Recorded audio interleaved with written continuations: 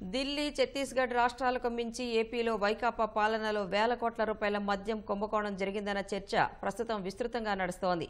గత ప్రభుత్వ పెద్దలు, వైకాపా ముఖ్య నాయకులు, వారి సన్నిహితులు సూత్రధారులుగా మద్యం తయారీ, కొనుగోలు, సరఫరా, విక్రయాలు అన్నింటినీ గుత్తాధిపత్యంలో పెట్టుకుని భారీగా దోచుకున్నారన్న విమర్శలు మరోసారి తెరపైకి వచ్చాయి.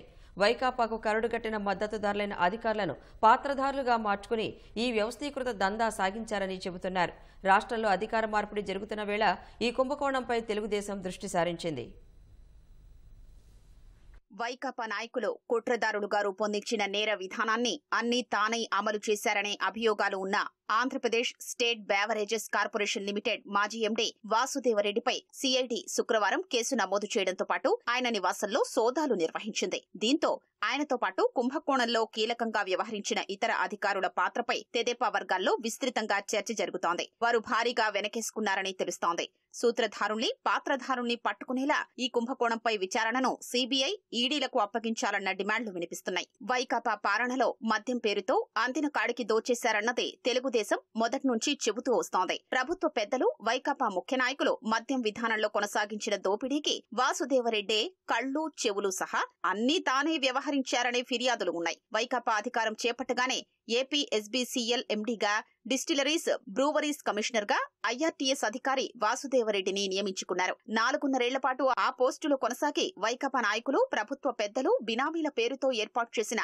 మద్యం సరఫరా కంపెనీలు తయారు చేసే జే బ్రాండ్లు మాత్రమే ప్రభుత్వ దుకాణాల్లో లభ్యమయ్యేలా చేసిందే ఈయనేనని తెదేపా గుర్తించింది. ప్రభుత్వ పెద్దలు, అధికార పార్టీ ముఖ్య నాయకులకు ప్రతి మద్యం కేసుకు 200 నుంచి 250 రూపాయల చొప్పున, ప్రతి బీరు కేసుకు 100 నుంచి 150 రూపాయల చొప్పున కమిషన్ చెల్లించిన మద్యం కంపెనీలకే 99% కొనుగోలు ఆర్డర్లు ఇచ్చారన్న ఫిర్యాదులు ఉన్నాయి. ఏ మద్యం కంపెనీలకు ఎంత విలువైన ఆర్డర్లు ఇవ్వాలి, ఏ బ్రాండ్లకు అనుమతులివ్వాలి, ఇలా ప్రతి అంశంపై సీఎంఓలోని కీలక అధికారి ఆదేశాల్ని పాటిస్తూ ప్రభుత్వ పెద్దలు, వైకాపా ముఖ్య నాయకులకు అనుచిత లబ్ధి కలిగించారనేది ఈయనపై ప్రధాన ఆరోపణ. రమేష్ రెడ్డి, కరీముల్లా, సురేష్ రెడ్డి అనే ఉద్యోగుల్ని తనతో పాటు రైల్వే నుంచి డిప్యుటేషన్ పై ఏపీ ఎస్బీసీఎల్ కు తీసుకొచ్చిన వాసుదేవరెడ్డి వారిని ఈ దందాలో కీలకంగా మార్చారన్న ఫిర్యాదులు ఉన్నాయి. ప్రభుత్వ పెద్దలకు కమిషన్లు చెల్లించేందుకు అంగీకరించే కంపెనీలకే మద్యం ఆర్డర్లు లభించేలా చేయడం, వారి నుంచి జే ట్యాక్స్ వసూలు లాంటి బాధ్యతలన్నీ కసిరెడ్డి రాజశేఖర్ రెడ్డే నిర్వహించారన్న ఫిర్యాదులు ఉన్నాయి. వైకాపా ప్రభుత్వంలో కొన్నాళ్లు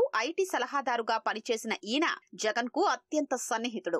ఏ కంపెనీ నుంచి ఎంత మద్యం కొనాలి, మద్యం దుకాణాల్లో ఏ రోజు ఏ బ్రాండ్ల మద్యం అమ్మాలి అనేది ఈయన ఆదేశాల మేరకే జరిగేవన్న విమర్శలు ఉన్నాయి. హైదరాబాద్ లోని జూబ్లీహిల్స్ లో భారీ కార్యాలయం ఏర్పాటు చేసుకుని ఈ దందా నడిపించినట్లు సమాచారం. మద్యం సరఫరా కంపెనీలు, డిస్టిలరీలు, బ్రూవరీస్, ఇథనాల్ ప్లాంట్ల నుంచి జే ట్యాక్స్ వసూలు చేసేవారని తెదేపా శ్రేణులు చెబుతున్నాయి. ప్రభుత్వ పెద్దలకు కమిషన్లు చెల్లించేందుకు అంగీకరించిన కంపెనీల బ్రాండ్లు, జే బ్రాండ్లకే ఆర్డర్లు లభించేలా చేయడంలో సత్యప్రసాద్దే ప్రధాన పాత్ర అనే ఫిర్యాదులు ఉన్నాయి. కసిరెడ్డి ఆదేశాల మేరకు పనిచేస్తూ వాటిని అమలు చేసేవారని, ఏపీఎస్ బీసీఎల్ స్పెషల్ ఆఫీసర్ గా బాధ్యతలు నిర్వర్తించిన ఆయన చెప్పిన బ్రాండ్లే ప్రభుత్వ దుకాణాల్లో అమ్మేలా డిపో మేనేజర్లకు రోజూ ఆదేశాలిచ్చేవారన్న ఫిర్యాదులు ఉన్నాయి.